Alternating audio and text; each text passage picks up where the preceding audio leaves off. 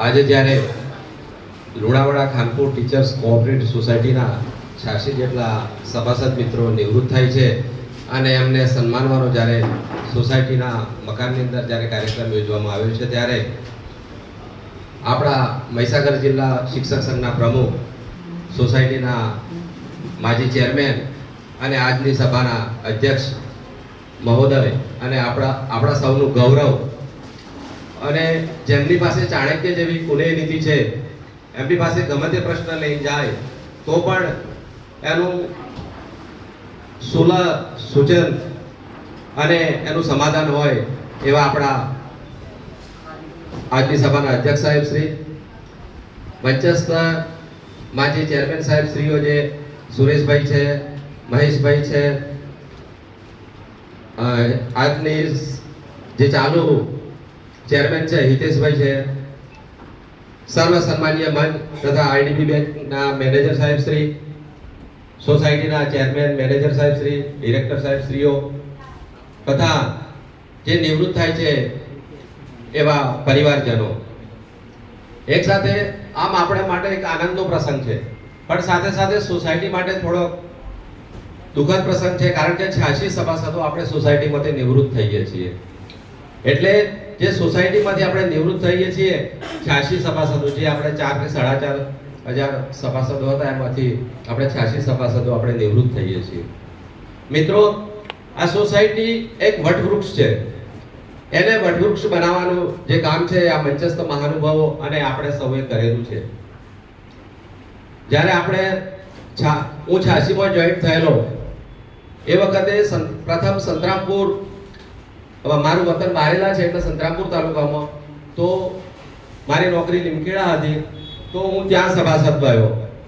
પછી લુણાવાડા તાલુકો હતો એ વખતે, ખાનપુર અને લુણાવાડા ભેગો હતો તો પાંડરવાડા સ્કૂલમાં આવ્યો, તો ત્યાંથી તાત્કાલિક રાજીનામું આપી અને એ વખતે આપણા સ્વર્ગસ્થ આપણા મહીસાગર જિલ્લાના પ્રમુખ અને એવા શાંતિલાલ એસ.આર. પટેલ સાહેબ અત્યારે સ્વર્ગવાસ થયો છે, પણ એમણે અને એક પેટા નિયમ સુધાર્યો કે જે ભલે બીજા તાલુકાનો વતની હોય પણ જો લુણાવાડાની અંદર નોકરી કરતો હોય તો એને આપણે સભાસદ બનાવીએ, અને એ રીતે મને સભાસદ બનાવ્યો.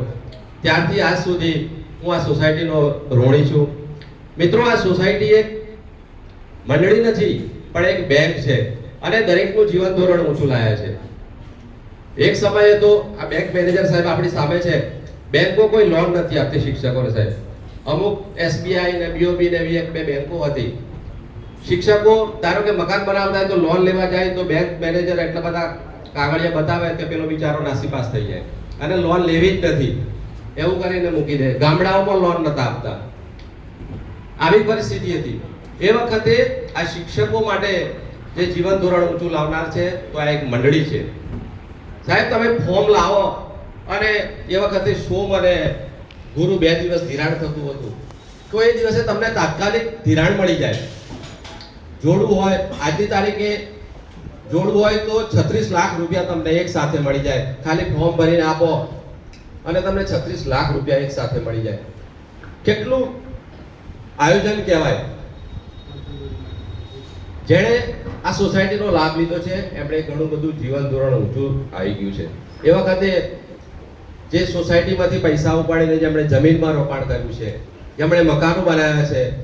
ઘણા પરિવારો એવા હતા કે પોતાના બાળકોના ઉચ્ચ અભ્યાસ માટે પૈસા નહોતા તો આ સોસાયટીમાંથી ધિરાણ મેળવી અને પોતાના સંતાનોને ઉચ્ચ અભ્યાસ કરાવ્યો છે, ફોરેન મોકલ્યા છે, ડોક્ટર બનાવ્યા છે, એન્જિનિયર બનાવ્યા છે અને જ્યારે સારી સ્થિતિમાં છે. એ આ સોસાયટીનું કામ છે, એક આ મંડળીનું કામ છે અને આ મંડળીએ દરેકનું જીવન ધોરણ ઊંચું બનાવ્યું છે.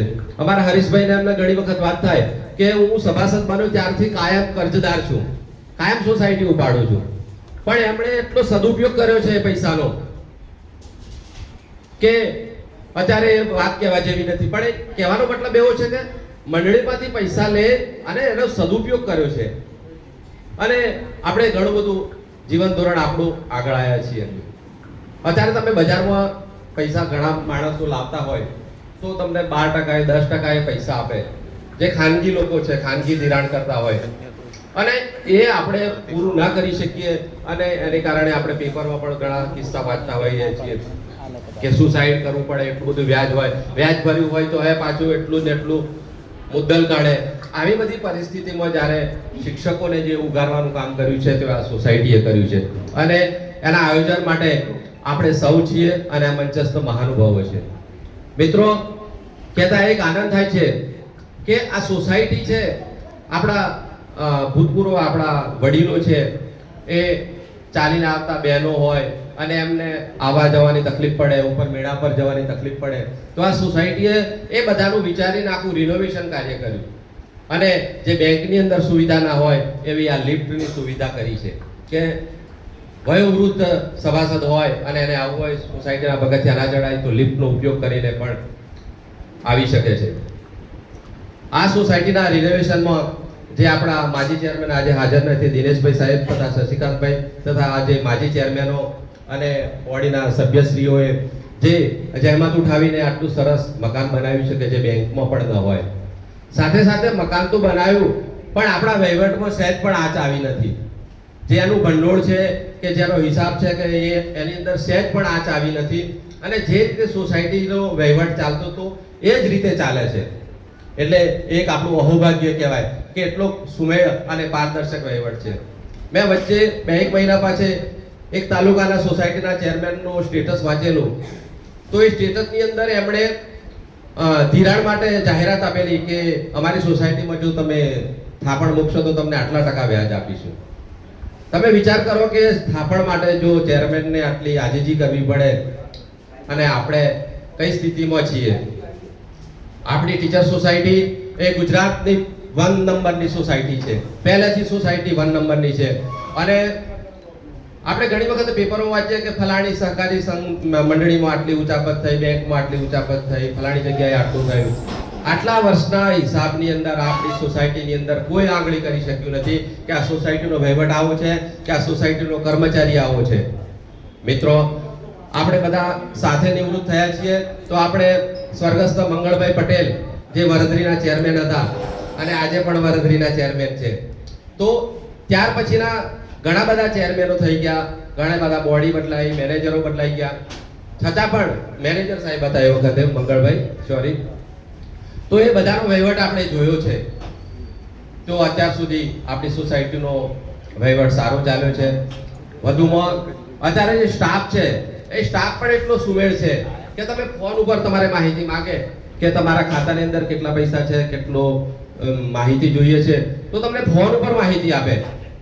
આપણે શાળાની અંદર કદાચ કઈ કામ હોય ને આપણે હેડમાસ્ટરને ફોન કરીએ તો કદાચ ફોન બી ના ઉઠાવે. જ્યારે આ સ્ટાફ એટલો સુમેળ અને એટલો યંગ અને ટેલેન્ટ સ્ટાફ છે કે તમને જ્યારે જરૂર પડે ત્યારે ફોન ઉપર માહિતી આપી દે.